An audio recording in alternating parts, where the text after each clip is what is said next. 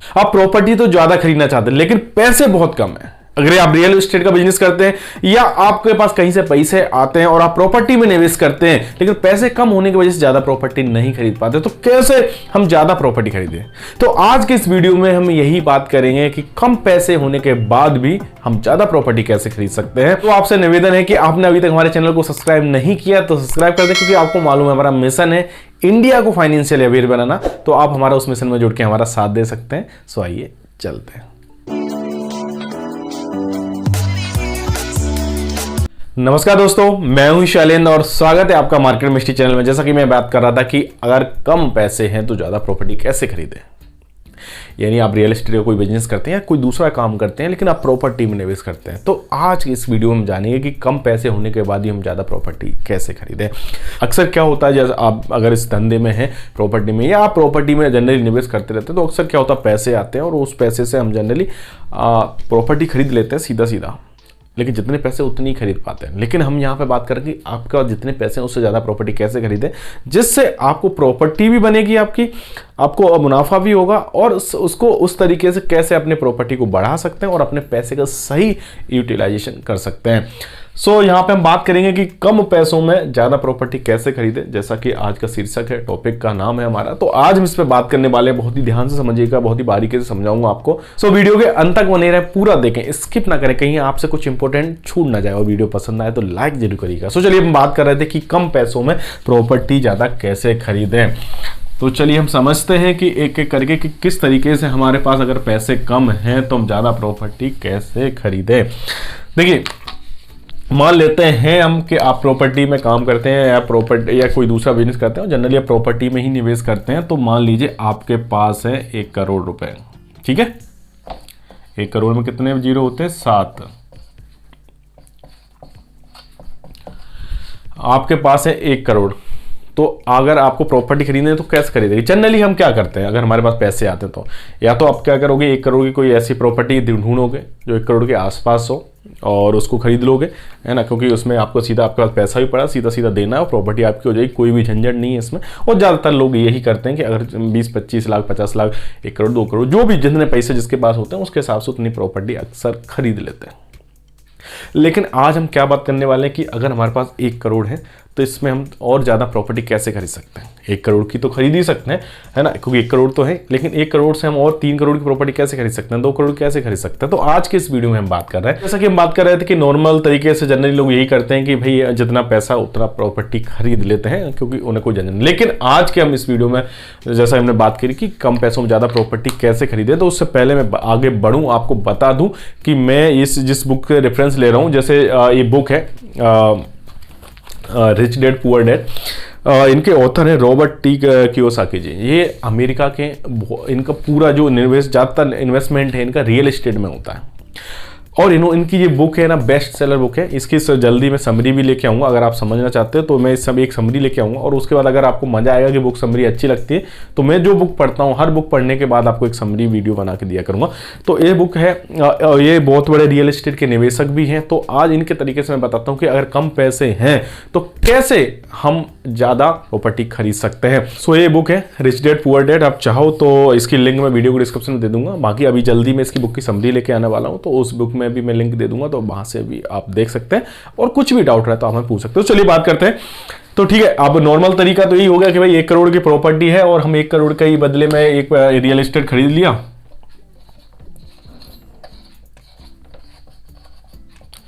ठीक है, एक तो नॉर्मल तरीका होगा। लेकिन यहां पे हम बात करने वाले हैं कि 1 करोड़ से ज्यादा कैसे खरीदें, तो हम इसको समझ लेते हैं। देखिए, आपके पास 1 करोड़ रुपए हैं, तो रॉबर्ट सर जिनके मैं बात कर, अगर वो होते तो किस तरीके से प्रॉपर्टी खरीदते हैं वो जानना जरूरी है। तो यहाँ पे अगर रॉबर्ट सर होते तो क्या करते, 1 करोड़ उनके पास रुपए होते तो क्या करते हैं, वो 3 प्रॉपर्टियां खरीदते हैं। अब इसमें 3 प्रॉपर्टी कैसे खरीदते हैं वो मैं आपको समझा दूं। वो क्या करते हैं ना, प्रॉपर्टी 1, प्रॉपर्टी 2 और प्रॉपर्टी 3 कैसे करते हैं। देखिए, आप वो क्या करते हैं, अगर 1 करोड़ का अगर उनके पास कैश होता तो 1 करोड़ के कैश से उसको 3 जगह प्रॉपर्टी खरीदते। 3 प्रॉपर्टी यहाँ पे क्या करते हैं, वो इनको फाइनेंस कराते। 1 करोड़ की प्रॉपर्टी में 35 लाख का वो डाउन पेमेंट देते, बाकी का वो जो भी 65% का है वो लोन करवाते हैं। तो इस तरीके से यहाँ पे 35% डाउन पेमेंट करते हैं, इसमें भी 35% डाउन पेमेंट करते हैं। 5 लाख एक्स्ट्रा हो रहा है, ठीक है, मैं समझ रहा हूँ, आपको दिमाग में आ रहा होगा। तो 35 से 1 करोड़ 5 लाख होता है। तो यहाँ पे समझने वाली बात है कि हमने 1 करोड़, जनरली हम नॉर्मल क्या सोच रहे थे कि 1 करोड़ में एक ही प्रॉपर्टी खरीदें, लेकिन यहाँ पे हमने क्या बात करी, 1 करोड़ में हम 3 प्रॉपर्टी खरीदेंगे। हम क्यों बात कर रहे हैं? क्योंकि हमारा बिजनेस है प्रॉपर्टी का, या हम कहीं से पैसे कमाते हैं तो प्रॉपर्टी जनरली खरीदते हैं। तो हम ये प्रॉपर्टी खरीदेंगे, ठीक है, जिससे हमारी अब आपकी कितनी प्रॉपर्टी होगी? 3 करोड़ की प्रॉपर्टी। 1 करोड़ रुपए थे आपके पास, लेकिन आपने खरीदी कितने की? 3 करोड़ की प्रॉपर्टी। अब आप सोच रहे होंगे यार सर, हमने 3 करोड़ की प्रॉपर्टी तो आपने खरीदवा दी, लेकिन इन 3 करोड़ की हर महीने किस्त भी तो आएगी लोन की। बिल्कुल आएगी, क्योंकि हमने लोन लिया है, हर प्रॉपर्टी में लोन लिया है तो उनकी किस्त भी बनेगी। लेकिन हमें करना क्या है? तो हमें ये करना है, तीनों प्रॉपर्टी जो हम खरीदेंगे, हम कमर्शियल प्रॉपर्टी खरीदेंगे।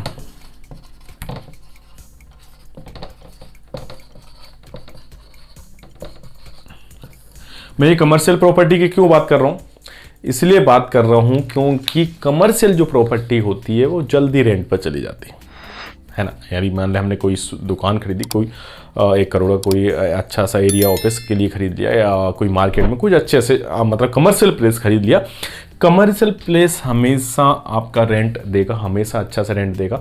और कमर्शियल प्रॉपर्टी के फायदे भी आपको बता देते हैं अभी क्या होने वाले हैं। तो यहाँ तक आपको समझ में आया कि अगर 1 करोड़ रुपए हैं आपको, तो 1 करोड़ रुपए की एक प्रॉपर्टी नहीं खरीदना, आपको 3 प्रॉपर्टी खरीदना है, ठीक है, जिससे आप 3 करोड़ की प्रॉपर्टी बना पाओगे 1 करोड़ की प्रॉपर्टी से, लोन के माध्यम से। अब ये 3 करोड़ की प्रॉपर्टी होगी, अब आपको इनको तीनों का आपने कमर्शियल करा, ठीक है। अब रेसिडेंशियल में नहीं खरीदना, देखो रेसिडेंशियल खरीदोगे तो परेशान हो जाओगे। क्यों?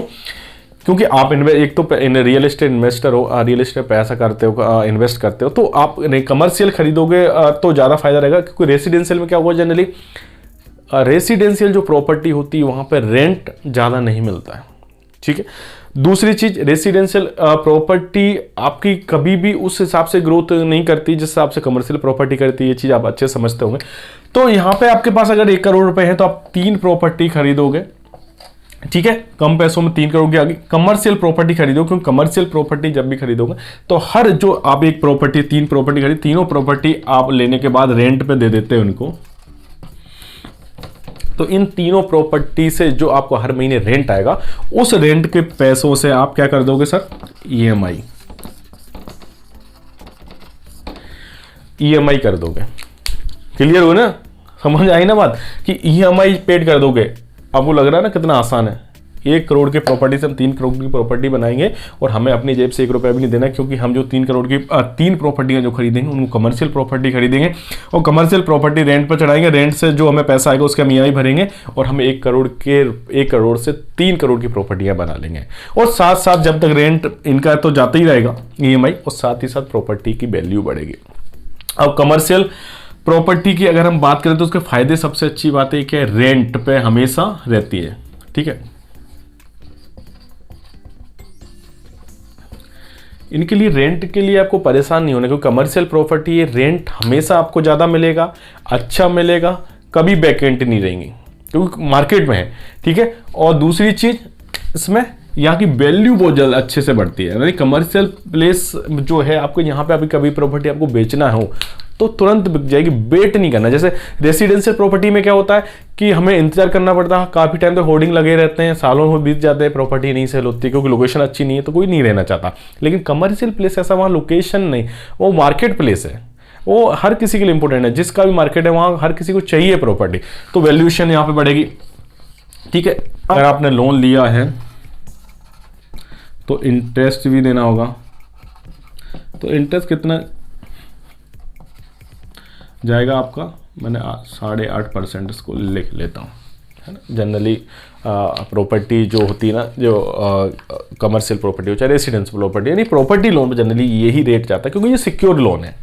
तो सिक्योर लोन में यहाँ पे आपको 8.5% का आपका लोन जा रहा है, ठीक है। इसके साथ साथ आपको यहाँ पे जो वैल्यू है रियल एस्टेट करीबन 9 से 10% ऑन एन एवरेज बढ़ता है, ठीक है। रियल एस्टेट हमेशा 9 से 10% के एवरेज में बढ़ता ही है। यहाँ आपको 8.5% देखें तो यहाँ पे भी आपको 1-2% का फायदा होगा। साथ ही साथ कमर्शियल प्रॉपर्टी समय समय पे लोकेशन के हिसाब से ज़्यादा भी बढ़ जाती है। बाकी हम एवरेज इसलिए ले गए, हर समय का जो एवरेज निकालते हैं उसके हिसाब से हमारी कमर्शियल प्रॉपर्टी 9 से 10% बढ़ती है। तो सर हम यहाँ पे बात समझ में आई, 1 करोड़ की प्रॉपर्टी से हम 3 प्रॉपर्टियाँ खरीदेंगे, यानी कम पैसों से हम ज़्यादा प्रॉपर्टी खरीदेंगे। तो कम पैसों ज़्यादा प्रॉपर्टी आप समझ जाओगे, प्रॉपर्टी 1, 2, 3 3 प्रॉपर्टियाँ हमने ले ली। सब में हमने डाउन पेमेंट अपना 35 लाख का डाउन पेमेंट कर दिया, बाकी का हमने लोन कर दिया। जो लोन की किस्त बनेगी वो हम रेंट से भरेंगे। और कई बार क्या हम 1 करोड़ की प्रॉपर्टी में हमें इतना अच्छा खासा रेंट भी आएगा, कई बार उस रेंट से भी पैसे बचेंगे। और सबसे बात अच्छी है तो कमर्शियल प्रॉपर्टी में आपको मेंटेनेंस ज़्यादा नहीं लगता है। जैसे रेसिडेंशियल में क्या होता है, फैमिलीज रहती है तो वहाँ पे हर समय बहुत सारी चीज़ें मेंटेनेंस की रहती है, क्योंकि वहाँ पे वो रेसिडेंशियल है सब चीज़। लेकिन कमर्शियल प्रॉपर्टी में उतना मेंटेनेंस का भी नहीं रहता।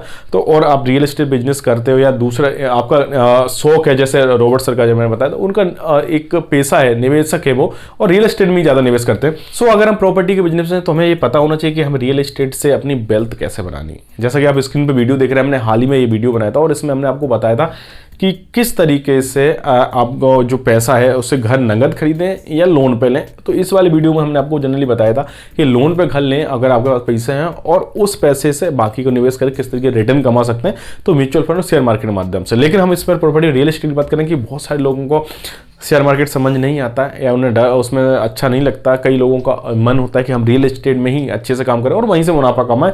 तो अगर वो ये वीडियो देखना चाहते हैं, इसकी लिंक मैं वीडियो को डिस्क्रिप्शन में दे रहा हूँ, वहाँ से देख लें। आप चाहें तो उसी वीडियो में हमने इसकी भी बात करी थी, तो आप इसको भी देख सकते हैं। आप अगर रियल एस्टेट में काम करते हैं वो भी आपके काम का ही वीडियो है। तो यहाँ पे रियल एस्टेट से आपको वेल्थ बनानी है, आप चाहते हैं हम रियल एस्टेट ही समझते हैं, तो इसी से वेल्थ आप बना सकते हैं बहुत आसानी से। हमेशा इस तरीके से प्रॉपर्टी खरीदें, और उस प्रॉपर्टी है जो हमेशा 9 से 10% बढ़ती है, और बाकी समय पे कभी कभी उछाल आ जाता है। जैसे अभी प्रॉपर्टियों में काफ़ी उछाल था, अब प्रॉपर्टी थोड़ी सी फिर से महंगी हो गई हैं, तो लोग फिर से कम कर दिए खरीदना। तो हमेशा प्रॉपर्टी में रहता है, और कमर्शियल प्रॉपर्टी कभी भी सेल हो सकती है, इसके लिए आपको ज़्यादा वेट भी नहीं करना पड़ेगा। सो उम्मीद करता हूँ आज का ये वीडियो आपको समझ में आया होगा, और समझ में आया होगा कि 1 करोड़ से हम कैसे 3 करोड़ की प्रॉपर्टी खरीद सकते हैं, यानी कम पैसों से कैसे हम ज़्यादा प्रॉपर्टी खरीद सकते हैं। तो इस तरीके से आप खरीद सकते हैं प्रॉपर्टी, और यहाँ पे कमर्शियल प्रॉपर्टी खरीदना ज़्यादा आसान रहेगा, ज़्यादा सही रहेगा। हालांकि आप रेसिडेंशियल भी खरीद सकते हो, लेकिन कमर्शियल से आपको अच्छे रिटर्न मिलेंगे। सो उम्मीद करता हूँ आज का वीडियो आपको पसंद आया होगा। अगर पसंद आया तो अपने दोस्तों परिजनों में शेयर करें, और उन लोगों को भी शेयर करें जो रियल एस्टेट में निवेश करते हैं या प्रॉपर्टी में हमेशा खरीदते रहते हैं। इन्वेस्टमेंट और फाइनेंस की जानकारी के लिए हमारे चैनल को सब्सक्राइब करें। सो मिलते हैं नेक्स्ट वीडियो में, तब तक के लिए नमस्कार, जय हिंद।